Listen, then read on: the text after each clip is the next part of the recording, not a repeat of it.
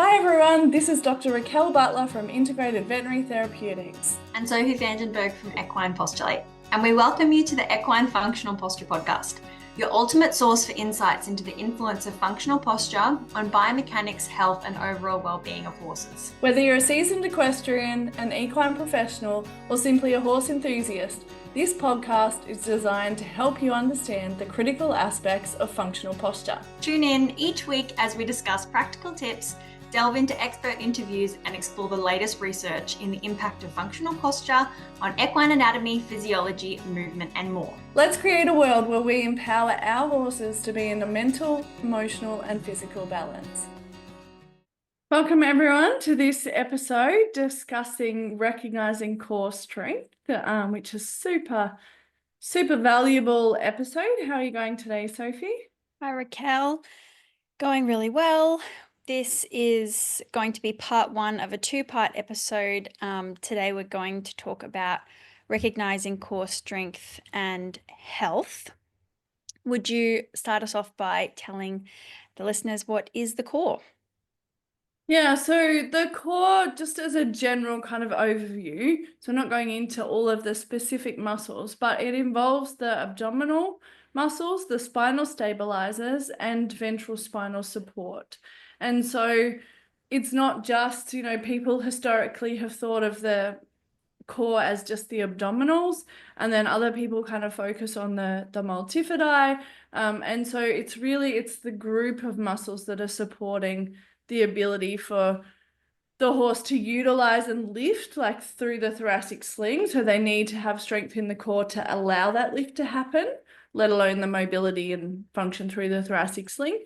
But then it's the ability of those core muscles to engage the hind limbs and allow that power to be transmitted through the horse, and regulate kind of speed and rhythm. It's also like supporting the spine, and that's so important because, we do see a lot of horses with spinal pathology and spinal weakness. And so, yeah, this area is integral for function of the horse. So like, why would you say being able to recognize core strength is so important? So the core adds a lot of comfort for the horse in terms of the ability to maintain neutral posture that doesn't create, pathology and things like that. So that's going to contribute to the horse's longevity and their longevity of their comfort, and also their soundness. So, all the things that the core is going to give you. So the ability to engage your hind quarter and use your thoracic sling. When those biomechanics are optimum, you are more likely to stay sound with things like arthritis, particularly in the long term for horses over their lifespan. And also when it comes to things like injuries, etc. We've talked about this in the proprioception podcast especially, but when your horse has healthy biomechanics and their body works optimally, they are less likely to stumble, trip, fall, and that contributes to their soundness as well, particularly when you think about, injuries that create pathology, change their biomechanics or compensatory system, and then influence their soundness. So the core is so important there. Yeah, and it also really gives them efficiency in motion. So it actually, if they've got good core stability, it actually reduces the energy required to maintain their posture, like whether it's statically or dynamically. And we're going to go into the different signs of that. But that efficiency and that support reduces the energy requirement for both of those things. And so that means that then they've got more energy for like what's important and for general kind of function. And also, feeling more safe and more stable in your body and stronger in your body means that you feel safe. And so having good core strength actually contributes to trainability and good behavior because they just have that ability to move and respond to situations. They know their body's going to be able to move and respond. And so they can respond appropriately. And they also know that they have that stability within themselves too. And so I just see horses where they've got well-developed core strength, they're also more stable in their mind and have better strength of mind. So I think it's an all-encompassing area, which, like you said, it all overlaps with postural stability because the core is important for postural stability, and proprioception because it's an interconnecting relationship with proprioception as well. And if one of these areas is struggling, then we kind of see a collapse of all of those things. So what are some of the things that you've noticed in horses with poor core strength? What are some of those factors that you've recognized? So the first one is an easy one because you think of the core and you think of the belly, and that's that often you'll see a dropped belly. So the horse might look fat. And actually, I get this comment from people a lot. They might send me a message and say, oh, like she needs to lose some weight. But when I go to see the horse for body work or something, I actually, when you assess the horse for the body condition score markers, like the fat pads of the tail, crest, etc., they are not fat. They just have a big dropped belly. And often that's paired with, other signs that we're about to talk about. Other things in a static position that you might see that indicate poor core include having a head and neck position that's slightly up. And that's often combined with an overdeveloped under neck and pectoral space. So you see horses that look like they're tending towards having that U shape through the under neck, even though they're not a true U neck horse. And that also relates to the sternum position. So the sternum is that point, that hard point at the front of the chest in between the pectorals. It's part of the rib cage, and it's often sitting forward and down, like the rib cage is dropping between the two front legs. And you see that in relation to the points of shoulders. So if you can locate the points of shoulders and then imagine that point in between, if it's really sitting down and forward towards the ground, then that's another sign of poor core. What else? Yeah, and sometimes I also see it where it's sitting forward and up. So it just depends, I guess, how severe the lack of top line is and like that relationship with the core strength. And sometimes, and it also can be a bit breed related, where you get this sternum that's kind of pulling upwards as well, but they'll also have a weak core. So it's like anything, there's signs and symptoms that are going to vary between individuals, but also can have other indications as well. So even though we're talking about recognizing core strength, there's a number of potential contributors to a horse having poor strength. I guess one of the big ones is like looking at the outline of the back, and you get the sometimes the dip in front of the wither, which is related to thoracic sling, but the dip behind the wither and the steep angle behind that wither, and the actual just lack of muscle through the top line. So they've got like a hollow back, or the whole spine is dipped and they've got a sway back. And so that whole kind of top line is dysfunctional. Like sometimes you'll see they have a tension in the lumbar, or they might have brace like just at the base of the wither, but there's not a continuity of top line. Or you also mentioned another one related to the top line that you see like with mares. I do see that sometimes they'll look as though they have a beautifully developed back, but when you go to touch it, it's rock hard. And often they'll even give you that really strong fly twitch response when you go to palpate through it. It's very tense and it's braced, and you can see that when you look at the whole horse as a whole. There are other signs as well, but it's rock hard and it looks developed, but it's not functional at all, which indicates an unhealthy core. Yeah, and that is the thing, like it's the muscle tone and texture as well. And like another thing that you might see is like weak quadriceps and overdeveloped hamstring. So above the stifle, behind the flank there, that's like hollow or flaccid.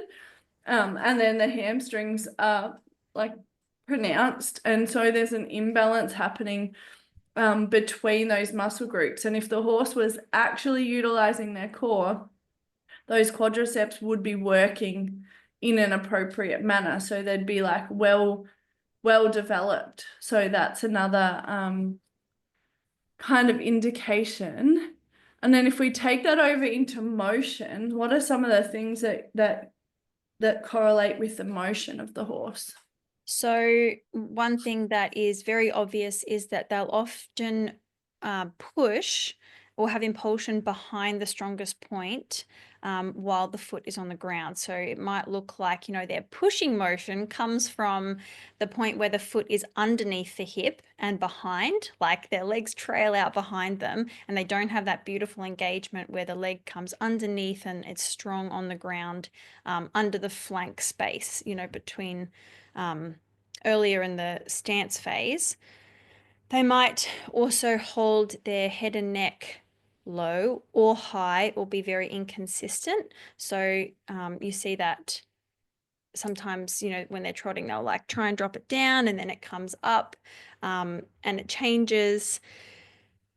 Often this one is more obvious when they're going uphill, but horses that pull with their front end. So they often look like they're levering their head and neck, like they'll throw it forward in the stride and use it to shift their weight over the front end. And it literally looks like they're kind of like reaching and pulling as they try and travel uphill. Those horses that have poor core are often heavy in the hand, so it'll feel like they're really dropped down on the bit or on the bridle, and also in the halter. They'll really bear down in the halter, and sometimes they're the ones who just, once you have them walking, it's really hard to get them to stop. Like they'll just bear down and keep coming through you. And so often people go to a heavier bit or something like that, or a chain even on a halter to try and hold them up, but it's actually a symptom, not a behavioral issue. Often those horses, you were talking about issues through the back, they'll have a dropped back. So you see that in that outline. There's also tension and brace, like what we were saying. You might see a lack of development or overdevelopment, but it's the tension, the brace, or the tone of the muscle that also contributes to whether or not it's healthy. And also you'll see brace sometimes in the abdominal muscles. So I know that I commonly see it on a circle. So when horses are, you actually see it often when horses are sore-footed, because it's that abdominal line that you often see when horses are tender-footed and they're turning, because it's not a true engagement, it's a brace or a gripping motion, and they're tensing hard to compensate and try and alleviate through the body rather than engage nicely. So it's not a sign of comfort when you have that abdominal tension, and you'll see it often on the circle. If you look, it's the line that goes sort of between the point of hip or the tubercocci down. It almost scoops along the edge of the lower flank and then down across the edge of the rib cage towards the elbow. And it just looks like a line of tension there. What else? I think that also, I'll just go back with the dropped back, because that's something I've seen quite a lot. So Ellie is an unstarted 5-year-old young horse, and one of the reasons that I hadn't started her is that she just consistently had a dropped back. And every time I'd ask her to go into trot, even though her head and neck was in a nice position and she was relaxed and she wasn't showing kind of brace, like a whole lot of brace through the rest of her body or in her mind, but her body her back was consistently dropping downwards. and her belly was always big and just looked like you said, she looked fat. And then recently, after I got her ovaries checked, and she had her ovaries corrected, so there was a twist in one ovary and a strangulation in the other ovary. The one thing that I noticed, and you know, because we talk about strengthen the core, do the work, like you have to do the work. Well, I didn't do the work at that point because I was away for about, I don't know, 3 or 4 days. And I came back and I was like, oh my God, Ellie has a core. And I didn't do anything except that we improved her comfort and her function, which meant that naturally she could just lift through that core. And even since then, like I've done a few sessions with her trotting, and she first or second session, I saw stability in motion. So I saw her start to hold her back more stable. And so there was less drop, less muscle tension along her back. And then after the stability, there started to come a lift in her back motion, which we're going to talk about. So you really see that dropped belly in stance translating to a dropped back and belly in motion. And even sometimes when the head and neck is in a good position, you've still got to look at that whole horse and see what that back is actually doing in motion. So yeah, that's really important. And I also, what you said about the inconsistency in the head and neck. So Jelly used to go along with his head down, which we've done an episode on long and low. So he had his head down, but his hind legs just like trailed little tiptoes kind of behind him, and his bum was probably a bit more up. And so again, you'd effectively say, oh well, like he's relaxed in his head and neck, he should, you know, be using his body in a good way, but like he was not engaging his core. He could not engage his core due to his muscle issues, his tight hamstrings, his pelvic dysfunction, his psoas issues. Like, so he had that. And then when I'd ask him to come up, he'd be inconsistent. So he'd hold it for like 2 strides and then he'd be back down again, or he'd hold it up in brace, or he'd set his head in a, like the next one, like sitting behind the vertical. So he'd set his head in a fixed, flexed position because he's like trying to find all the ways to cheat and not engage his core. He would trip and stumble. So that's another sign that he would do. And he'd have so much inconsistency in his gait. Like he couldn't, if you asked for a bit more trot, it was like it just went faster. It didn't have more power. It didn't have more push. And even in the walk, like he'd either be really slow or it'd look kind of uncontrolled and quick.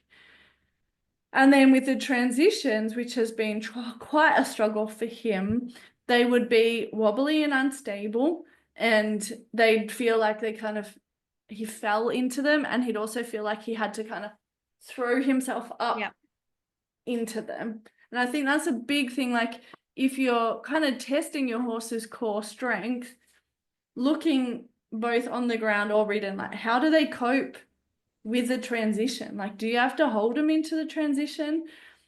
If you slow it down and ask for it in a slower way, like what happens to that transition? Like, does it improve or decrease in its quality? Like, I think their transitions and consistency within the gait are really big telltale signs of poor core strength. What else would you like to add there as well?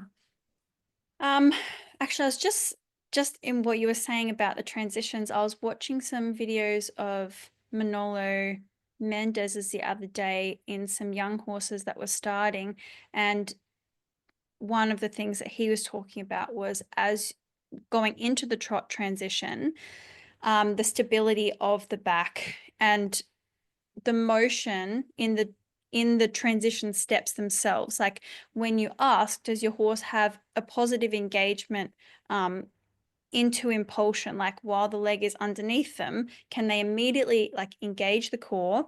And then each limb at the point that you ask individually begins to engage to move into the transition?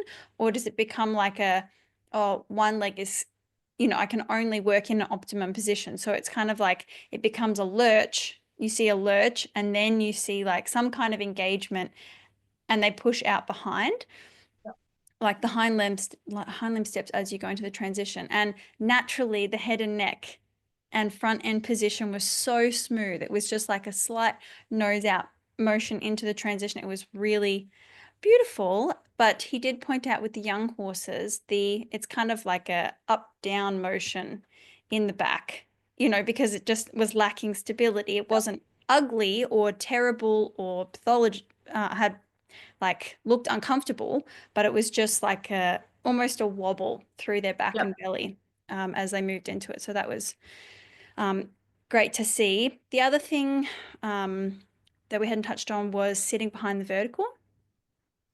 Horses sometimes go behind one because if you're asking them to engage and they can't give it to you, they might tuck their head, and also looking for levels of comfort, bracing the head and neck and bringing the chin back towards the neck can be a symptom of poor core in motion. You talked about inconsistencies like tripping and stumbling with Jelly, and also having unstable motion in the transitions. They're also often behind the leg. They might lack that forward motion or the impulsion that you're looking for. So often feels like as they, you're constantly having to remind them. We were talking earlier about the fact that you, with clients, you had an example where you ask them to like give an aid and then not continue. Yeah, so a horse should be able to maintain their rhythm and balance by themselves. So essentially, they're able to stabilize and hold through their core without that need for constant input from the rider or from the person on the ground.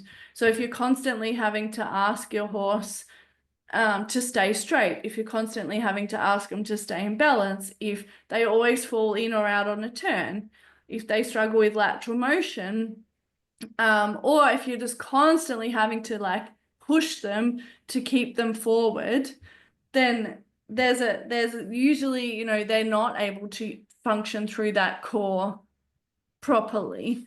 And so you've got to ask the question, like, why can't they hold themselves? Like, why do I have to work so hard? And I can say, the times when, well, even for Ellie on the ground, like when she goes into a place of using her core, like I don't have to keep asking her, she'll just keep trotting.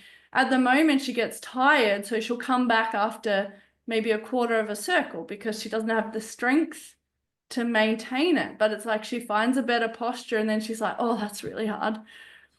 So, want to get to that point where she can hold that better posture for like as long as it takes. So when they have poor core, you'll see they can't hold it for very long, and they will then drop down drop down to a walk, or they'll lose balance. So what I've taught Ellie too is like, if you are struggling, and I taught it to Jelly early on too, if you're struggling with your balance, you have the option to stop, because I want them to not, because what Jelly would do is he'd lose his momentum, he'd lose his balance, he'd lose the activity of his core, then he would run and then he couldn't stop. It's like he was a steam train, kind of what you said about handling the horses with poor core, and he'd just run and he'd lose his straightness, his balance, everything would just go out the window, and he just couldn't connect back into his body.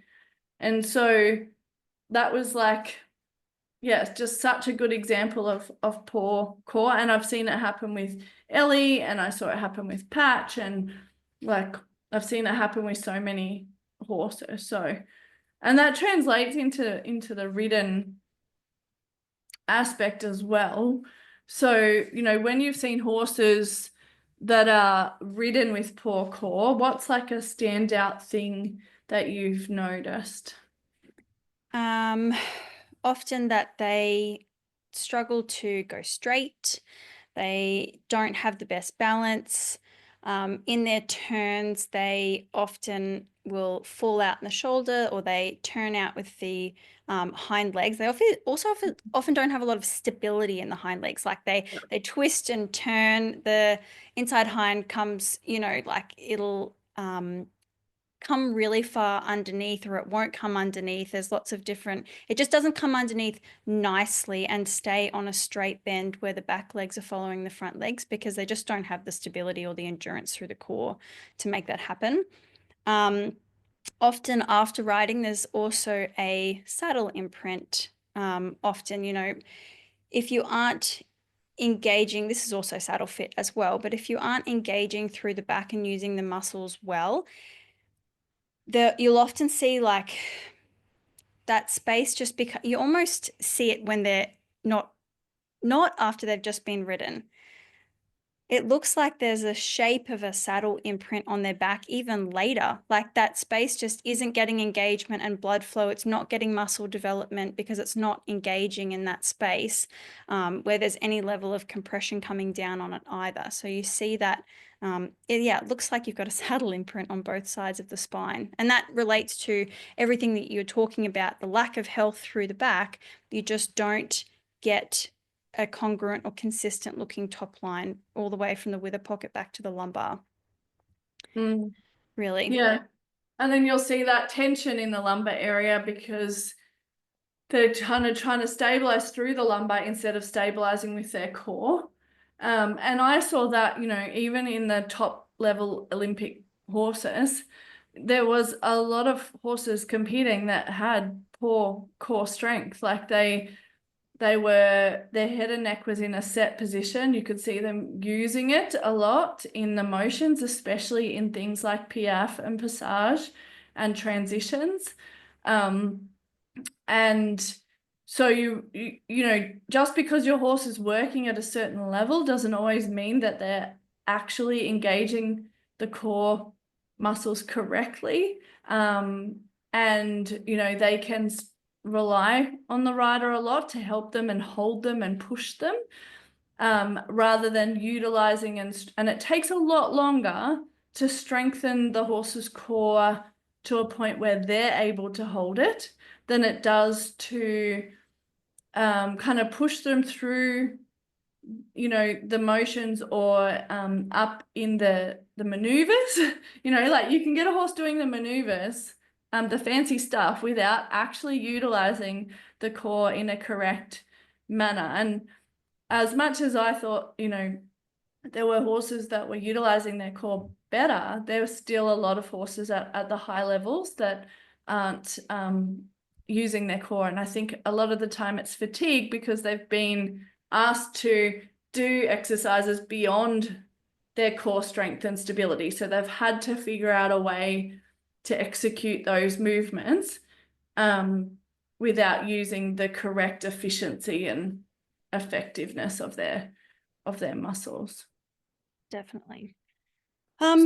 So if you were going to think about what you're aiming for, like what you would like to see in a horse who has a healthy core, which is just amazing when you do see it too. It's like an actual buzz of happiness because it's so obvious how easily they carry themselves and how balanced they are emotionally. What would you be seeing statically if you were observing a good, healthy core? Well, I can just say even the things that I've seen in Ellie, just through her improved core, is that she's more likely to stand in a balanced position where her limbs are, supporting under her shoulders and her hips. She's more often standing square with her limbs facing straight. And also with a more even distribution of weight on her limbs. Yeah.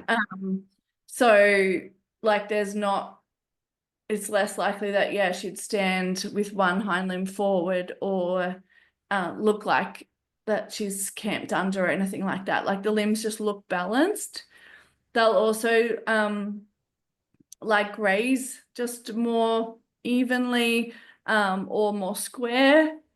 when they defecate, they are able to easily kind of lift and round through the belly and the back, like it doesn't look strained or grunting or difficult. What else would you say?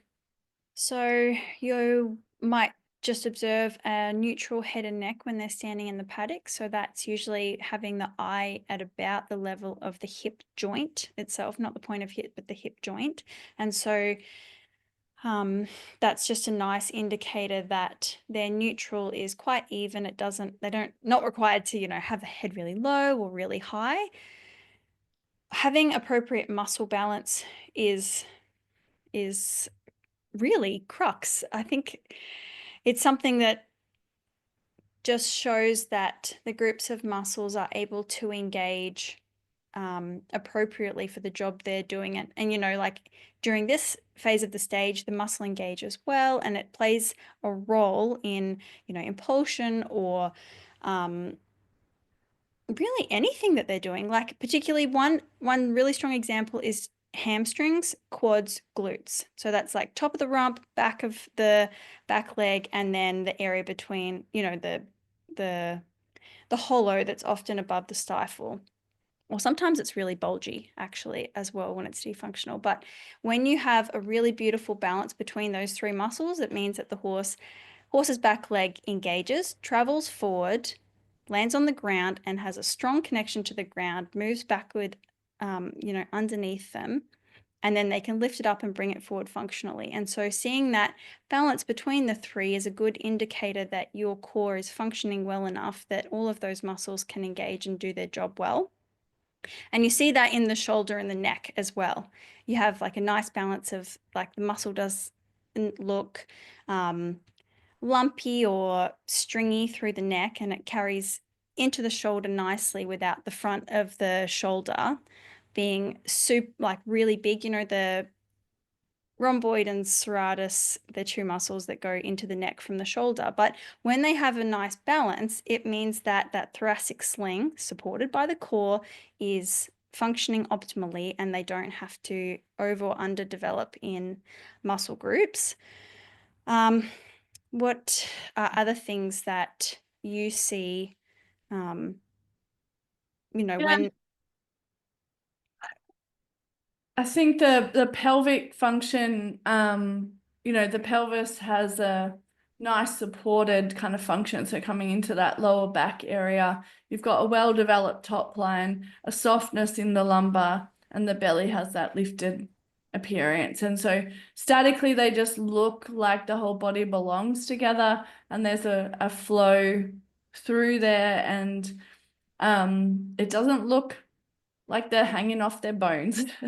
It looks like they're supporting their bones as opposed to bits hanging off, whether it's off the wither or off the pelvis. Like it just looks like it's all actually supporting the skeleton. So I think that's a nice way to look at it. Does it look like my horse's muscles are supporting their skeleton, or does it look like they're kind of hanging off the skeleton? So yeah, and then like we go into the transition into motion, and it was really interesting because Ellie just walked past my window and followed by Mooney, who doesn't have the greatest core, so it was like interesting. But one thing I just noticed with Ellie was her head and neck position as she was moving was neutral, and there was that upward motion or stability of her back, but also she had like her rib cage and each vertebrae was actually moving with the motion, and it looked connected to her pelvis. It didn't look like that her belly was swinging like excessively side to side and hanging off the pelvis. So there was like a nice lift through the belly, but still maintaining function through the rib cage and through the back. And so, yeah, and then she had that engaged abdominal look without a tension line. So it's like the abdominals are lifted in motion. And I think you can see that the most as in the trot, because they've shown in studies that the rectus abdominis specifically is active in trot. And so a horse, especially going up into trot, will really show you the core in motion. And you'll see that lifting and fullness of the back as along with that. So yeah, what other things do you see with good core in motion? You'll often see the abdomen and the outline. So the base of the wither often has less of that steep angle. So it just looks as if there's a nice continuity from the highest point of the wither coming into the back without a really steep angle, and then it goes up into the lumbar nicely without big lumps and bumps.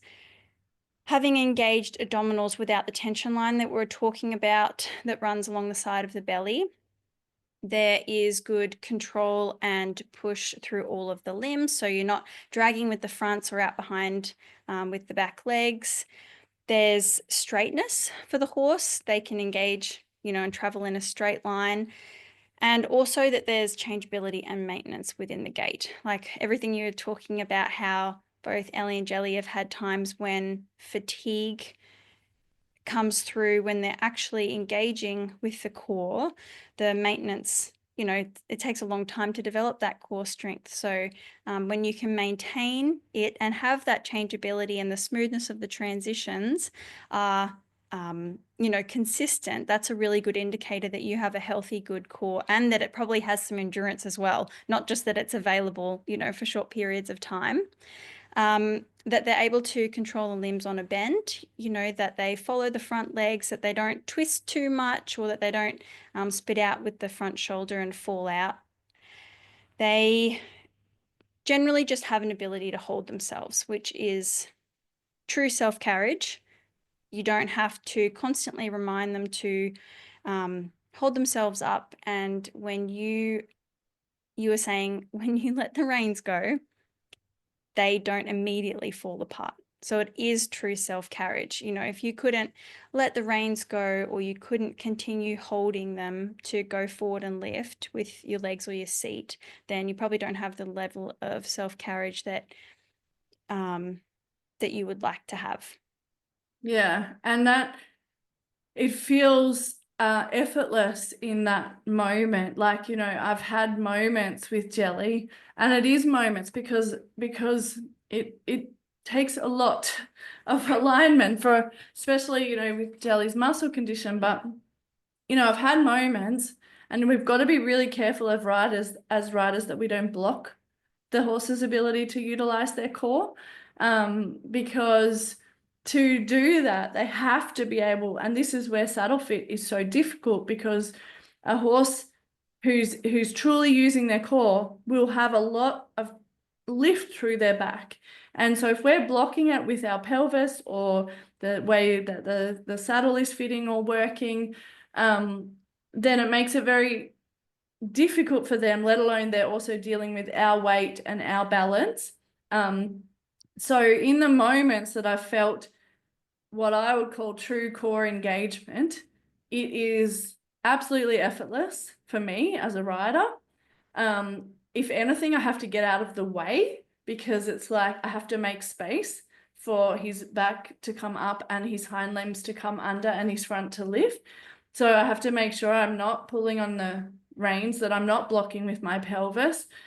And I can feel the push coming from behind, but the front stays open and neutral. So like you said, it doesn't come up and it doesn't drop down. And I can just basically, keep my calves kind of hugging him, and he just comes up under me and just carries me.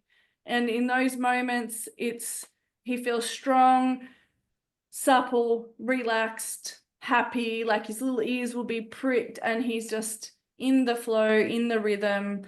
And that's probably the closest thing that you come to kind of flying on a cloud. Like it's, and I've been lucky enough to feel it on a couple of different horses, and I hope that everyone gets that opportunity to feel it, because it is just, yeah, it's like the ultimate bliss of riding horses. So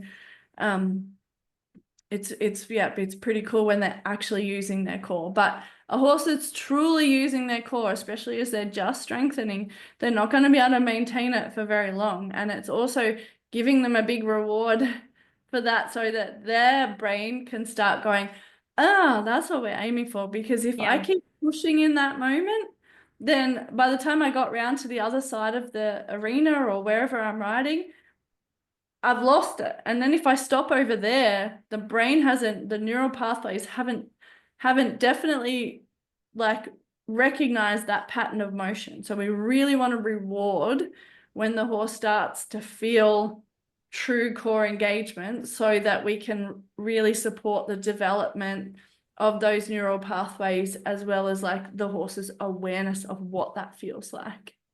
Definitely. Yeah, that underlying intrinsic motivation to seek a good feeling in their body and be rewarded for it. Yeah, and the comfort and yeah, all of that. So awesome. Do you want to finish off with some takeaways? Well, I think the general consensus of a strong core is that the horse can really carry itself in balance. They can engage their hindquarters. It reduces strain on the limbs, both when they stand around throughout the day, when they graze, when they're ridden, when they're playing with their friends, and that when you don't have great core strength, they are really compensating throughout the whole body because they need to brace or they need to overwork other muscles to make sure that they can get around and do all the activities they need to. And that you'll see that in things like a hollow back.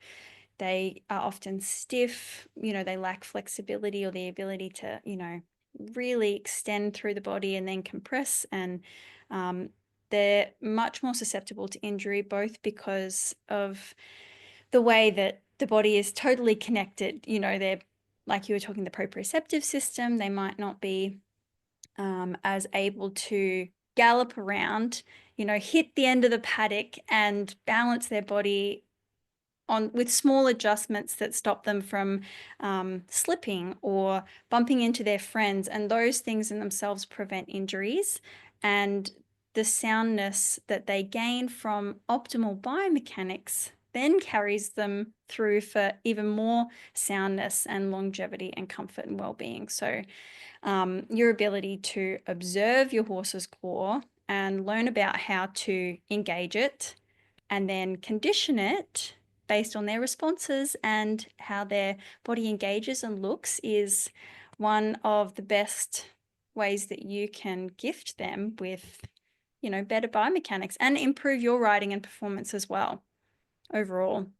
Yeah, and that's definitely a focus, in our equine functional posture course. Like we're focused on helping people to develop those observation skills and then through the modules develop the skills to improve ultimately the core strength and postural stability.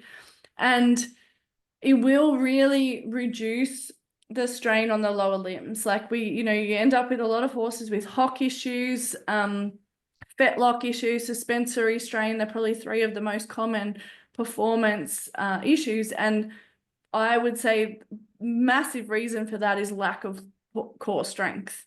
And that's why we see, these areas failing is a lack of core strength. So it's just so valuable for your horse if you can, really learn to recognize that.